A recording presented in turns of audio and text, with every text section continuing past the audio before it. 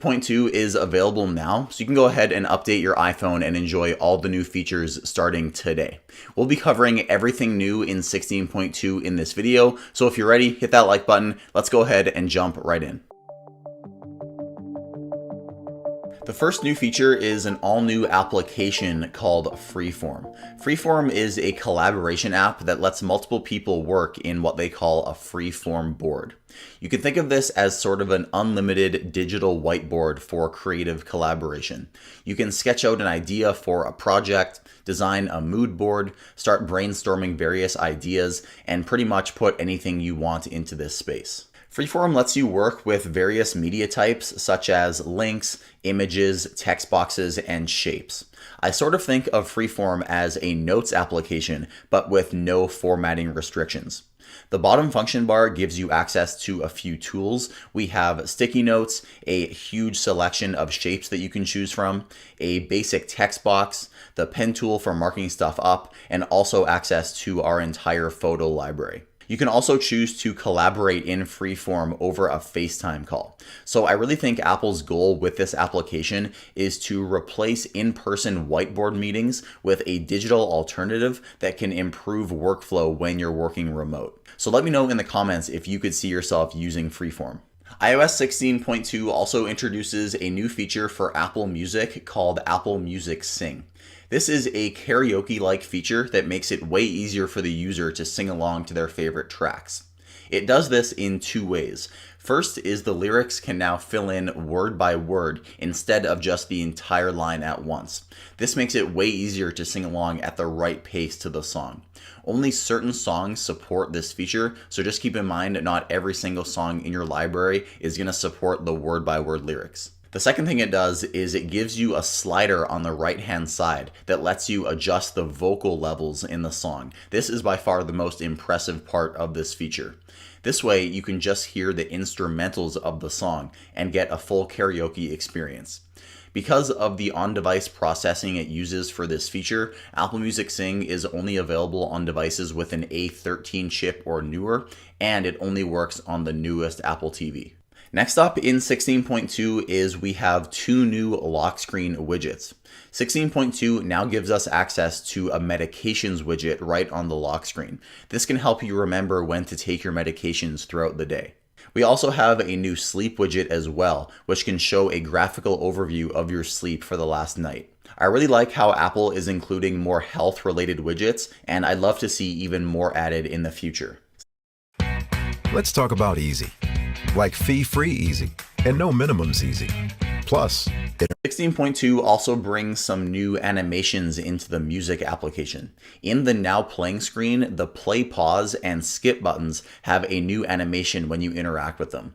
These animations were first introduced in Control Center media controls, and Apple has now brought them into the music app itself. I really like how the arrows of the skip button animate when changing songs. It really adds that attention to detail that you'd expect from iPhone.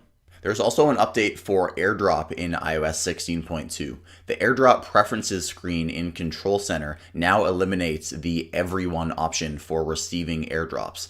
This makes AirDrop only available to everyone for 10 minutes. This means if you try to airdrop something to someone who isn't in your contacts, their device will only be able to receive airdrops for 10 minutes after the toggle is enabled.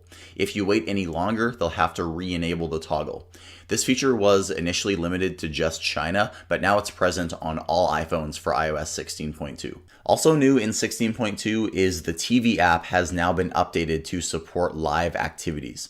After briefly testing it in the previous betas, the TV app can now display live activities from sporting events on the lock screen and also the dynamic island if you have a 14 Pro. There's also a new toggle in settings for more frequent updates with live activities. This means that your live activities are going to get data much faster, but Apple does warn that using this could eat more of your battery. iOS 16.2 also brings an update for the Home application. If you go to your Home settings and choose Software Update, you'll see a Home upgrade is available. The Home app now supports new underlying architecture, which includes the new open standard called Matter. This can make your home accessories way faster and more responsive. You'll only be able to upgrade your home if your Apple TVs and/or HomePods are running software version 16.2. And speaking of software updates, we also have a new feature for software updates on iPhone called Rapid Security Response. This feature can allow your iPhone to have the latest security features without the hassle of installing an entirely new software update. Throughout the process of 16.2 beta, the beta testers had a few security response updates. And in my testing, the security response updates installed in under 5 minutes, whereas a full-on software update usually takes between 10 and 15 minutes. iOS 16.2 also brings 5G support to India. So if you live in one of the supported coverage areas in India and have an iPhone that supports 5G, you'll now see the 5G indication in your status bar on your iPhone. Some online reports said that this is just marketing and the actual speed of people's data hasn't changed. So if you live in India and now see 5G on your iPhone, let us know in the comments if you now have faster data on 16.2. This update also introduces something called Advanced Data Protection for iCloud. This means that your end-to-end encrypted data cannot be accessed, even in the event that Apple's servers get hacked. Apparently, this feature would prevent Apple from providing data from your iCloud backups to law enforcement. According to Apple, they have complied with hundreds of valid legal requests for data from the FBI in just the last year. And if the user decides to turn on this optional feature, Apple would not be able to share any of your encrypted data with law enforcement, even if they wanted to. 16.2 also brings some updates to the iPhone 14 Pro. The always-on display can now be customized to hide your wallpaper and notifications. Before iOS 16.2, the always-on display on iPhone 14 Pro was just a dim version of your lock screen. Many people didn't like the look of this and also reported bad battery life. Luckily, iOS 16.2 fixes this with toggles to turn off our wallpaper or notifications, or both if we'd like to. Personally, I leave notifications on but turn the wallpaper off. I don't see the need to have my wallpaper when my iPhone is turned off, plus it makes the time a lot easier to read without the wallpaper distracting you. So this is a really great change, and I'm glad Apple is listening to their customers. So let me know in the comments how you plan to set up your always-on display. iOS 16.2 also brings a fix for the unreliable emergency SOS car crash feature. This feature is supported on iPhone 14 and 14 Pro, and before the update, it was randomly going off on people's phones, especially when on roller coasters. Apparently, this update brings a fix for that and puts a geofence around the amusement park locations, so the iPhone knows a car crash isn't possible on a roller coaster. One final change I wanted to mention is the brightness levels on my iPhone 14 Pro.